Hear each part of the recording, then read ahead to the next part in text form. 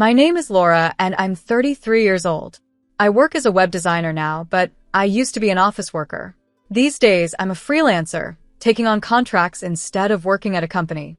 I do all my work from home. My husband, Jerry, is 6 years younger than me. He works in sales for a company that deals with home appliances, so his job keeps him moving around a lot. Jerry and I are pretty different. I like to work quickly and efficiently using my computer, while he's more steady and patient, even if his sales take longer. Jerry can be a bit clumsy at times, but I find that part of him really sweet. We actually met at a group dating party.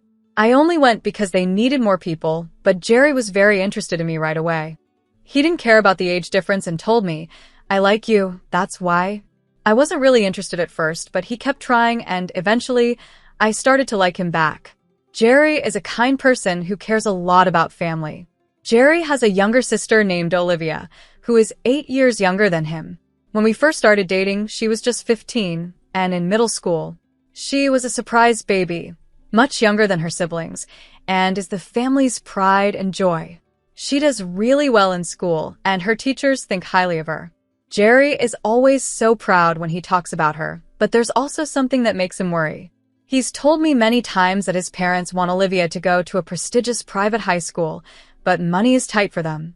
Jerry managed to go to college, and sending Olivia to a private school would put a big strain on their finances. Private schools are expensive, and even though Olivia wants to go, it's a heavy burden for the family. Jerry believes she would understand if they explained the situation to her. Still, his parents really want her to have this chance. They've worked hard in agriculture all their lives and don't want their kids to go through the same struggles they did. That's why they made sure Jerry could go to college.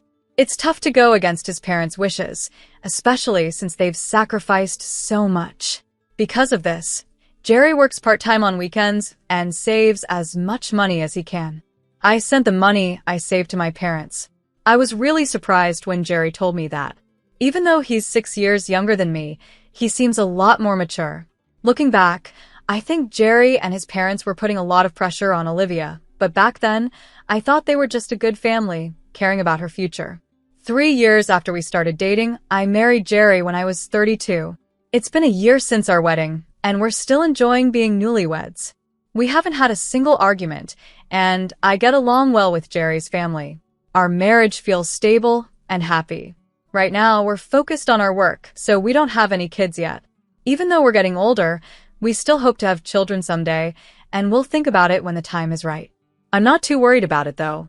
But I do have one concern, and it's about Jerry's close relationship with his sister, Olivia.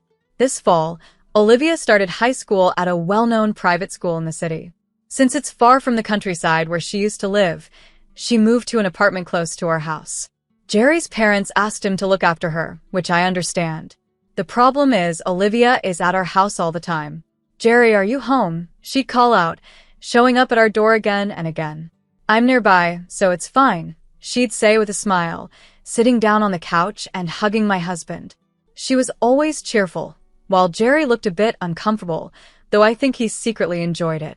Watching them, I could see how close they were as siblings, but I couldn't help feeling a little jealous.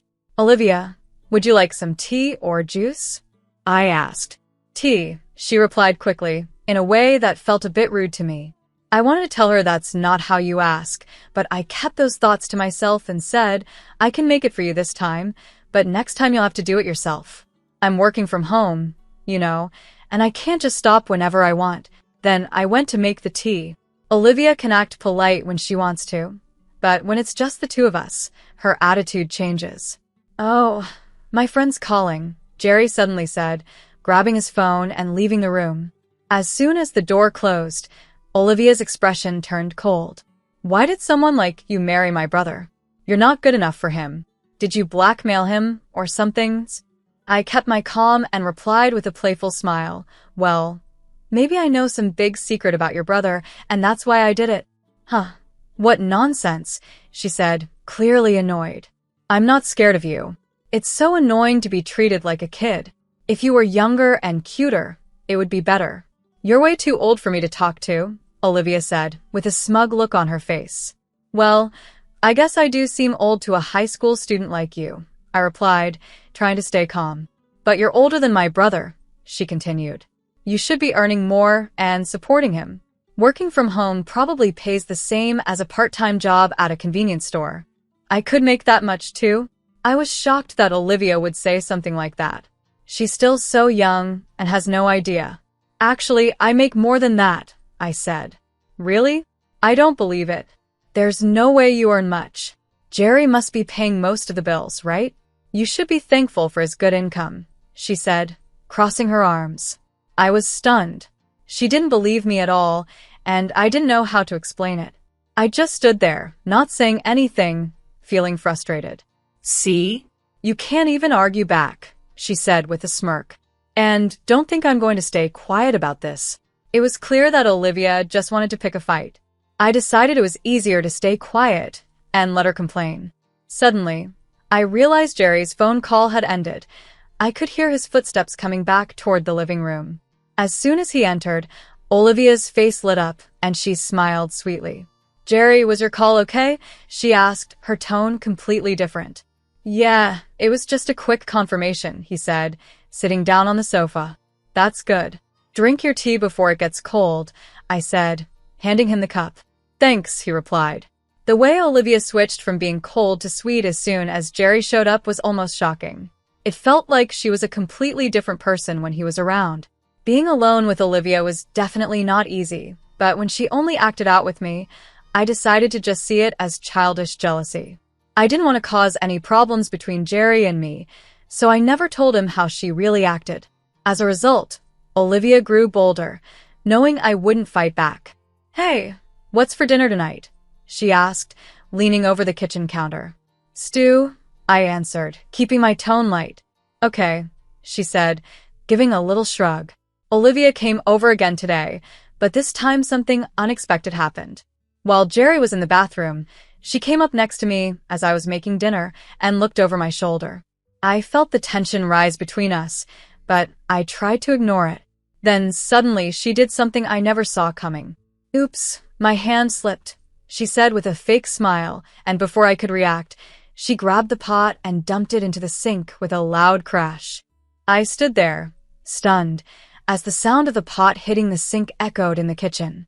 The stew I'd worked hard on was ruined, and I didn't know what to say. The stew I had carefully made was now splattered all over the sink. I quickly turned off the stove, feeling a mix of shock and frustration. Meanwhile, Olivia just stood there with a smirk on her face. Are you okay? I heard a loud noise, Jerry said, rushing in from the living room. Sorry, I accidentally dropped the pot because she startled me, Olivia said smoothly, lying without missing a beat. Laura, are you okay? Did you get burned? Jerry asked, looking worried. Yes, I'm fine, I said, not wanting to make a scene. I was overwhelmed by how easily Olivia twisted the situation. I didn't tell Jerry the truth right then. Up until now, her actions were just words, but what she did was dangerous. If things had gone wrong, I could have been seriously burned. I knew I couldn't ignore this anymore. After Olivia left, I told Jerry everything that had happened. Really? Did Olivia actually throw the pot on purpose? Jerry asked, shocked. Yes. Before, she would just say mean things, but this time she crossed a line, I said. I'm really sorry. I didn't realize she could do something like that. It's partly my fault for not paying attention, and she can be very sneaky, Jerry said, clearly upset.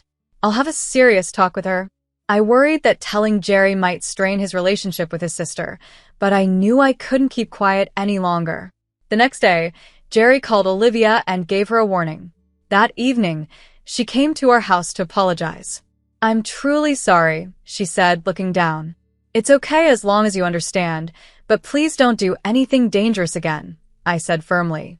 Olivia seemed sincere, and I decided to forgive her. I thought the issue was behind us, but I had no idea what would happen next. A few weeks later, Jerry and I were planning a trip for the upcoming 5-day weekend. One evening, while I was chatting with Jerry about the details, Olivia interrupted. Jerry, are you planning to go on a trip? She asked. Yes, we're going away for the long weekend, Jerry replied. A trip? I want to go too, Olivia said, surprising me. This was supposed to be a trip for just the two of us. Sensing my discomfort, Jerry gently explained. This trip is to celebrate our wedding anniversary, so it's only for us. That's not fair. I want to come too, Olivia protested. Sorry, Olivia, Jerry said patiently. We'll plan a family trip another time. For now, why don't you go back home and spend the weekend with Mom? We won't be around if something happens, and I'd be worried. Olivia didn't look happy, but after Jerry asked her several times, she finally agreed. We went on our trip, and it turned out to be a wonderful getaway. For the first time in a while, Jerry and I had time just for each other. We visited tourist spots, bought souvenirs, and tried delicious food. We even picked up some treats for Olivia, hoping it would help her attitude change. But on our way back home, something unexpected happened. We got into a taxi at the station after our trip, and when Jerry went to pay with his credit card, the driver frowned. Strange, your credit card seems to be rejected, he said. That's odd, Jerry replied, looking confused.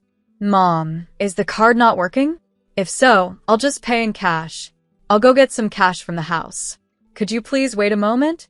I'm really sorry, I said to the driver, who was still trying to process Jerry's card. It seemed the card reader wasn't working, and since we didn't have much cash left after our trip, I decided to run home to get some money. As soon as I opened the front door, something felt off. Nothing seemed out of place, but there was a strange feeling in the air. Pushing aside my unease, I headed to the living room. Everything looked normal when I carefully opened the door. Olivia, are you home? I called out.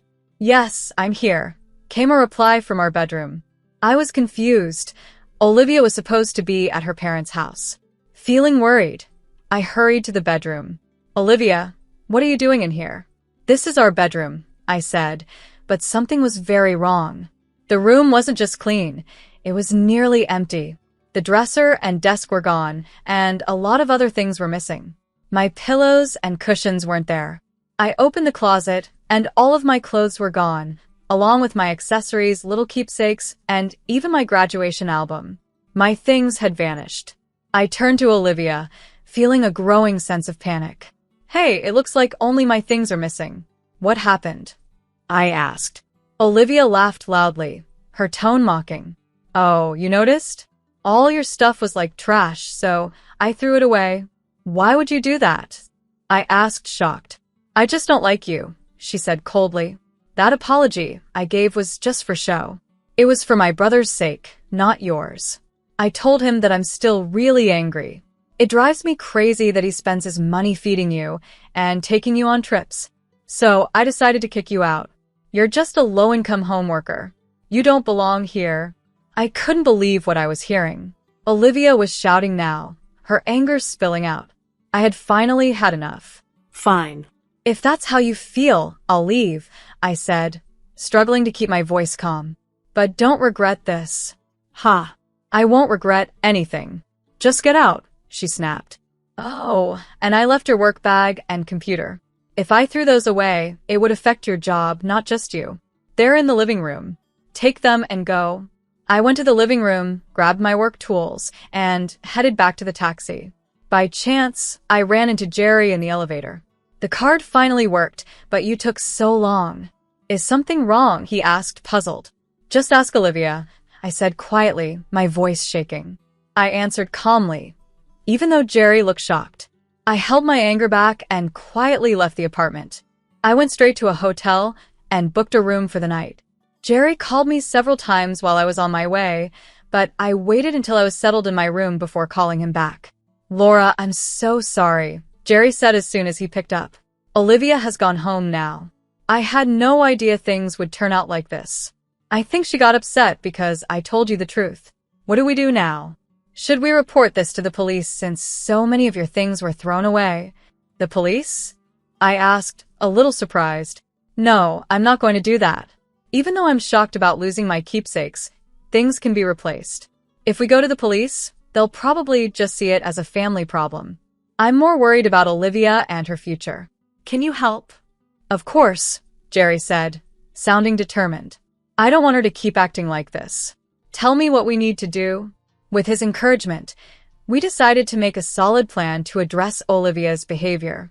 We agreed to be firm with her, letting her experience the real consequences of what she had done. Olivia needed to understand that acting out against an adult in her 40s wouldn't be taken lightly. 3 months went by after I left home.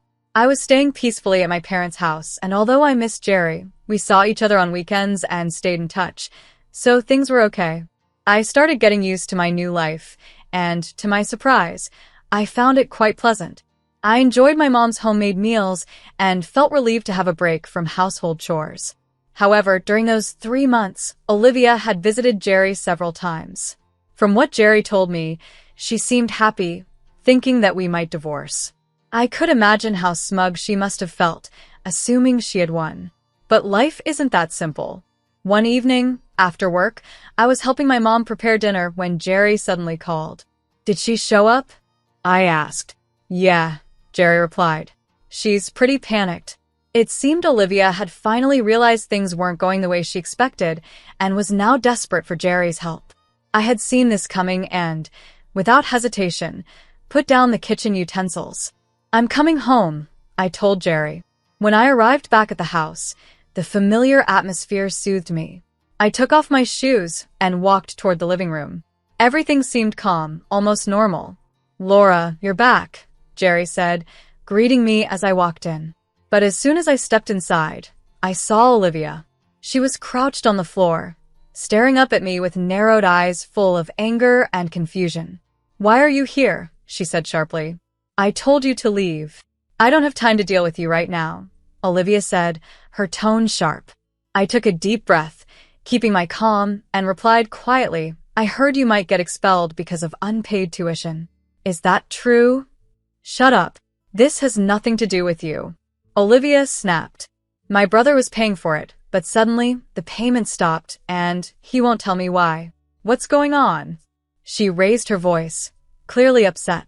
Jerry stepped in and said, "I was waiting for Laura to come back before explaining everything." "What do you mean?" Olivia demanded, confused. I looked at her and spoke softly. "Actually, I'm the one who's been paying your tuition." Olivia's eyes widened in shock. The tuition for her private high school is about $80,000 for 4 years. By the time she reached her 3rd year, I had already paid $40,000. If I don't pay for the next year, she'll have to leave the school. Jerry and your parents can't afford those payments, which is why I decided to handle it myself. Olivia stared at me, speechless. "How could you pay so much? You just work from home," she finally said, her voice shaking. "I may work from home, but my job is the same as when I was an office worker. In fact, I've taken on extra work, so my income has gone up," I explained. "Then why did you keep this a secret?" she asked, tears filling her eyes. "I didn't want to cause problems between you and Jerry.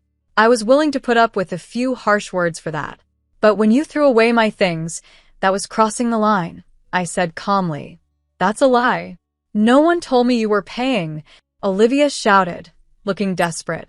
"You don't have to believe me," I said. "But the truth is, if I stop paying, you won't be able to finish high school." "No. I don't want to drop out," Olivia cried, breaking down in tears. "Then you need to apologize for what you've done," I said firmly. "Why should I?" she said, still defiant. "Olivia, your behavior has been wrong," Jerry said, stepping in. "You have the freedom to go to a good high school in the city because of Laura. If you keep acting this way, you really might have to leave school." Olivia hesitated, her face twisted with emotion. "Laura, I'm sorry," she said softly, barely above a whisper. "What was that?"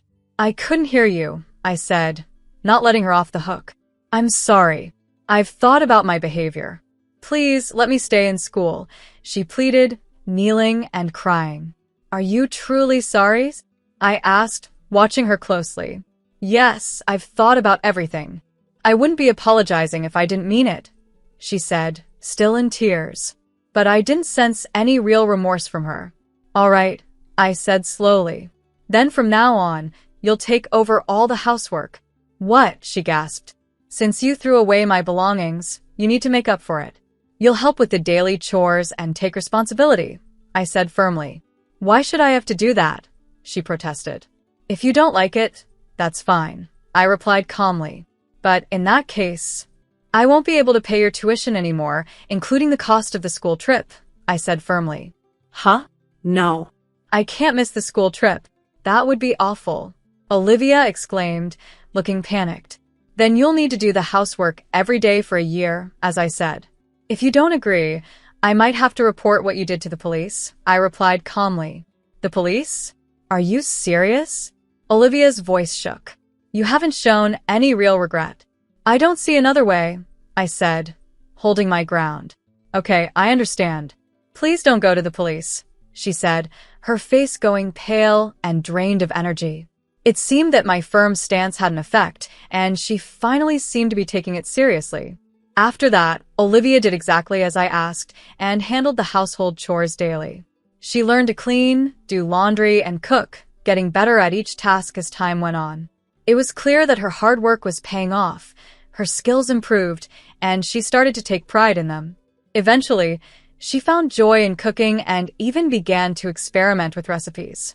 Some of her dishes turned out so well that she started inviting family and friends over to share them. From that point on, Olivia's attitude toward me changed. Jerry also helped guide her, keeping a close eye on her behavior. For a full year, she managed the housework, and little by little I noticed a positive shift in her personality. She began to say thank you for small things, and her attitude softened. The hardness in her seemed to slowly fade away. In her final year of high school, Olivia worked hard on her entrance exams and was accepted into a university. She came to me, her face full of joy, and said, "Thanks to your help, I was able to finish high school. I'm truly grateful. You did a great job." "Congratulations," I replied, truly happy for her. I genuinely wanted to support her as she moved on to the next stage of her life. Olivia had become an important part of our family, and we both agreed to leave the past behind and start fresh. One day, she came to me with a surprising request. "I want to handle my university fees on my own using a scholarship," she said quietly. I couldn't hide my surprise. "Are you sure? Do you really want to do that?" I asked. "Yes, I want to manage everything on my own," she answered confidently. "Olivia," I said, deeply moved by her decision. It was clear she was growing up, becoming more independent, and my heart swelled with pride. Jerry was also touched by how much she had matured. "If you ever need help, don't hesitate to ask," he told her warmly. I spoke gently, and she looked at me with gratitude. "Yes, thank you so much," she said. After that, Olivia started her university life. She was busy but happy, managing her studies, part-time jobs, and club activities. She worked hard and passed all her courses each year. By her final year, she was focused on writing her thesis. In the end, she got a job at the place she had always wanted to work. Olivia is now a fully independent adult, and we have no worries about her future. Meanwhile, Jerry and I welcomed a child a few years ago who is now 6 years old. The three of us are living happily together, and Olivia often visits to play with our son. At first, I wasn't sure how things would go, but I'm truly thankful that Olivia has changed and become closer to our family. We look forward to keeping our family's strong and warm bonds for years to come.